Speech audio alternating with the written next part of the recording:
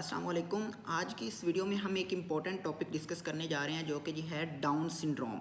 ठीक है जी, down syndrome अगर आम ज़ुबान में देखें तो मंगोलियन चेहरे, ठीक है, उन बच्चों के जो फिज़िकल फीचर्स हैं, फेशियल फीचर्स हैं, वो इस तरह होते हैं जैसे कि मंगोली जो होते हैं उनके होते हैं। थोड़ा बहुत मैं आपको बताता हूँ और इनको देख कर ही फिज़िकल अपीयरेंस से ही पता चल जाता है कि ये बच्चा डाउन सिंड्रोम है या नहीं है। जिसमें सबसे इंपॉर्टेंट ये है कि जी इनके फ्लैट फेशिस होते हैं। ठीक है जी, ये जो नाक की हड्डी या नेज़ल ब्रिज जो है ये बिल्कुल मतलब फ्लैट टाइप होती है। ठीक है, जो लो सेट एयर्स मतलब हमारे आँख जो कान हैं वो नॉर्मल अगर देखे जाएँ तो वो आँख की सीध में होते हैं। ठीक है, तो इनके कान नीचे करके होते हैं इधर जी। ठीक है, इसके साथ साथ अगर हम हाथों की बात करें, ये मोटे मोटे फीचर्स मैं आपको बता रहा हूँ कि एक आम बंदा भी अगर ये देखता है तो उसको पता चल जाता है कि उनका बच्चा सिंड्रोमिक है।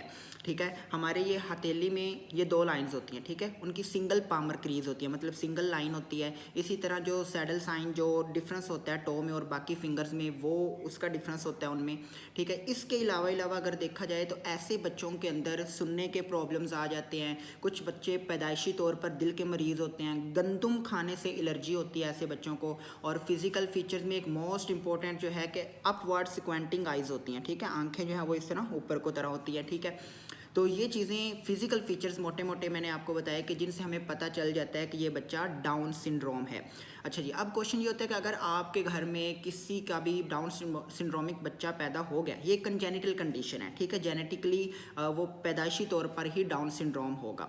तो आपने करना है क्या है जी, सबसे पहले तो उसकी कंप्लीट इवेल्युएशन लाजमी करवाएं। ठीक है, एक वेल एजुकेटेड होने का सबूत दें। अगर ऐसे कुछ लोग हैं, अगर आप दूर दराज इलाके से भी हैं तो ज़रूर किसी अच्छे डेवलपमेंटल पीडियाट्रिशियन से या फिर स्पेशल चाइल्ड स्पेशलिस्ट कोई भी है उससे आप उसकी करवाएं इवैल्यूएशन, ताकि वो फर्दर आपको उसके बारे में गाइड करेगा। ठीक है, वो इवैल्यूएशन करवाने के बाद आप उसको डेवलपमेंटल डिपार्टमेंट में भी लाजमी दिखाएं, क्योंकि ऐसे बच्चों को सिर्फ ये नहीं है कि उनके फिजिकल अपीयरेंस जो है वो डाउन सिंड्रोमिक होती है, इसके साथ साथ उनको डेवलपमेंटल डिले हो सकता है और भी काफ़ी सारे इश्यूज हो सकते हैं। स्पीच डिले हो सकता है, ठीक है, मोटर डिलेज हो सकते हैं, सोशलाइजेशन का इशू हो सकता है। ठीक है, कॉग्निटिवली जो है वो वीक हो सकते हैं। ठीक है, वैसे आम रूटीन में देखा जाए तो तकरीबन 733 में से कोई एक बच्चा होता है जो डाउन सिंड्रोमिक होता है। ठीक है, और इसके होने के मोर चांसेस बढ़ते उस वक्त हैं जो लेट मैरिजेस हैं।